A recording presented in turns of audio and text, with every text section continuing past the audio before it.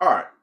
So when people ask about stabbings or prison wars, what do you think they're really curious about? The violence or the survival, or is it like a motion picture to them? Or why are we so fascinated with violence, bro?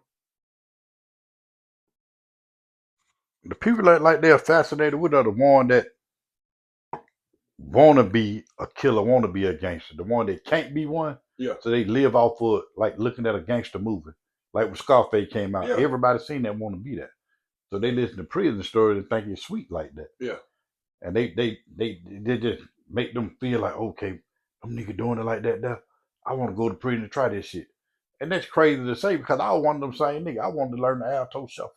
The only way to learn to go to alto. So you for real in real life hadn't heard about the Alto Shuffle in the back of your mind, I maybe. wanted to go learn it.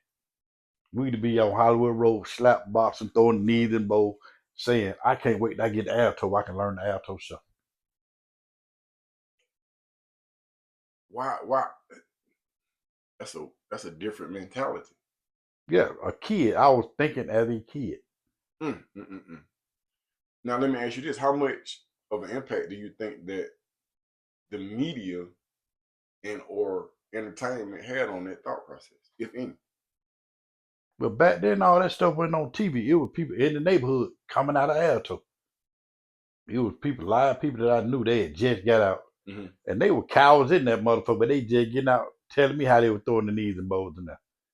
I only seen one dude out of 11 years do the alto shuffle and really hurt somebody doing it. Ooh, Thomas Bird song. you sound old. Bird song. I went down there in 91. Bird song down there about 5 or 6 years before I got down Yeah. there.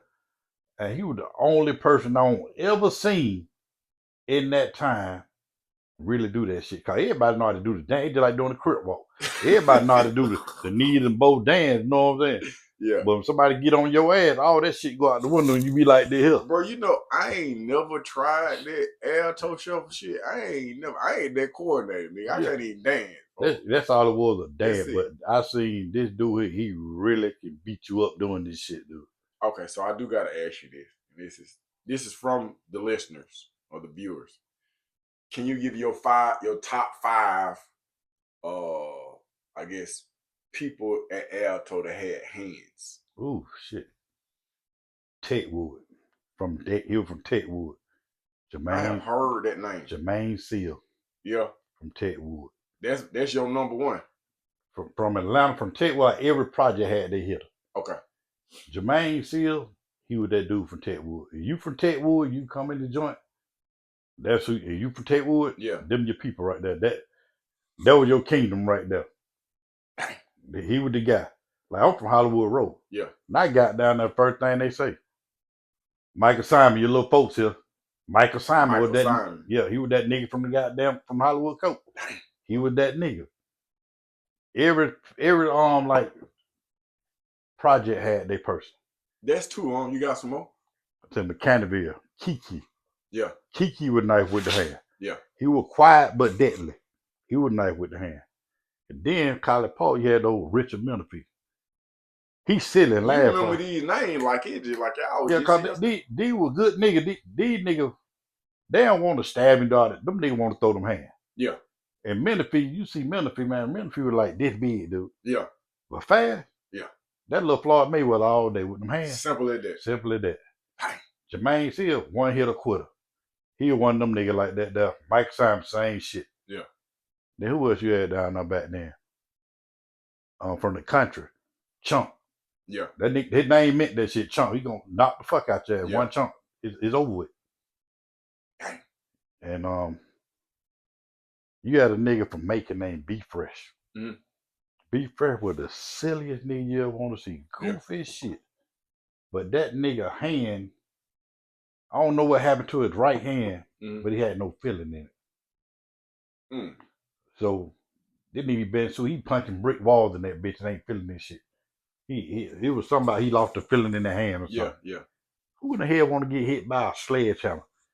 Cause that's what it is. And that's all it was. And B Fresh, he don't laugh, but when he hit you, nigga, Yeah. you know he been there. You don't want to fight no more. Like I said, like I be looking at your interview. A lot of folks say Alto. but I don't never hear none of them veteran names. All these Alto people now, 2-man dormitory. 2-man dormitory, 2-man cell dormitory versus an open dormitory. That was a whole different ball The game. way that you describe it, you making it sound like safe and unsafe. Yes, very unsafe. So explain it. What's the difference between an open dorm and a 2-man cell? A 2-man cell. If I'm finna get to fight with somebody and I know I can't whoop this nigga, I can run that room and lock the goddamn door. I'm safe. Yeah. You can't get to me, then I won't let you in there. I'll put the toothbrush in there, jam it up, beat on the door to the police, come get my dormitory. Yeah. Open dormitory. Where the fuck you gonna run and hide at? Ain't no way. You got to deal with that. You got to deal with it, dude.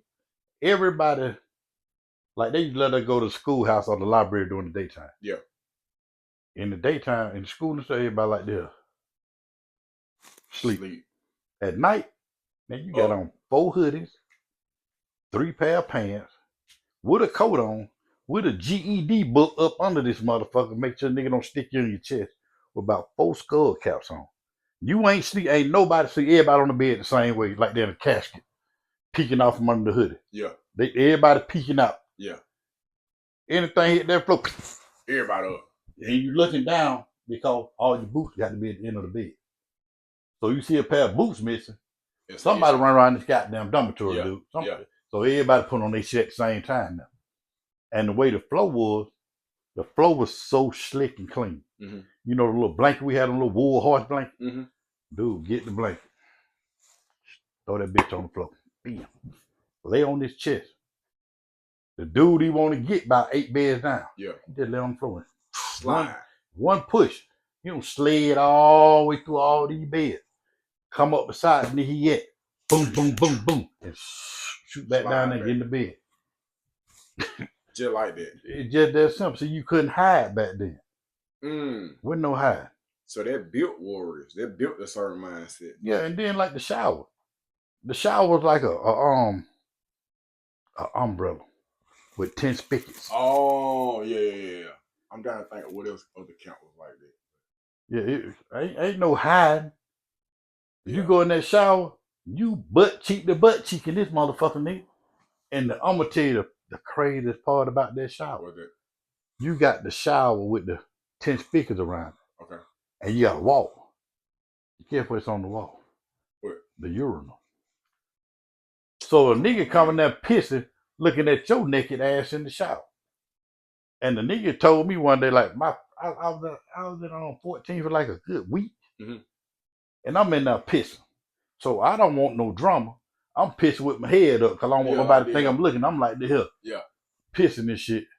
And the nigga come beside me with the Ray-Bans on. Nigga, we in the bed. You got on some shit like Ray Charles type shit.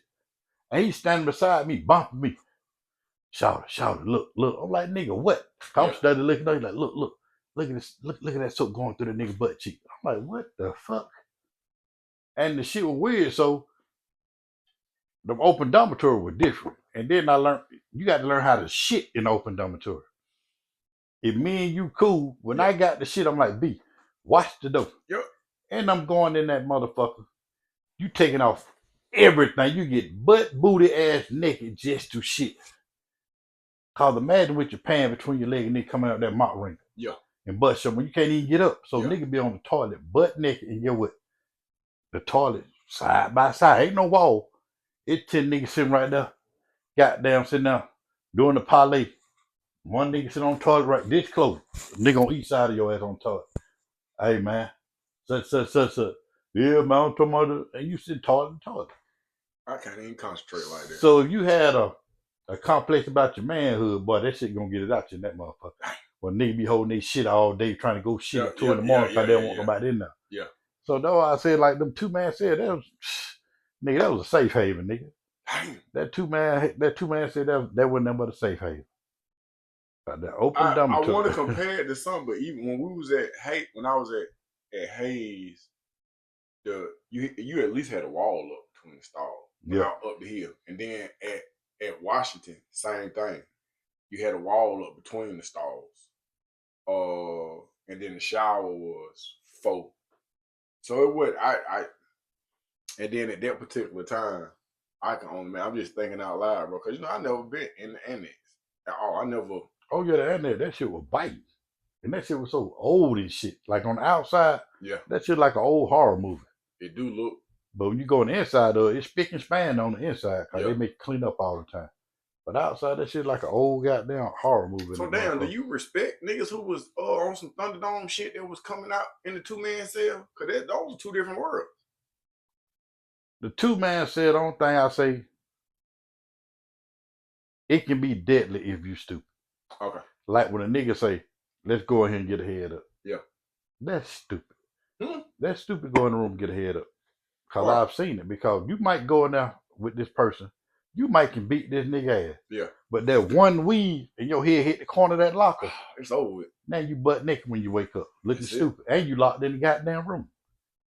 So ain't no tomorrow. Let's go in the cell and fight. Nigga, it didn't start in the cell. Yeah. So ain't no need of going up there. I might tell you let's go up there and you walk in front of me as you want to. Swear shit out. I'm gonna snatch your ass up off the back of them damn steps and shit. Mm. That was about the only thing I see. What did you do, my brother? No, but all right, that's a bit.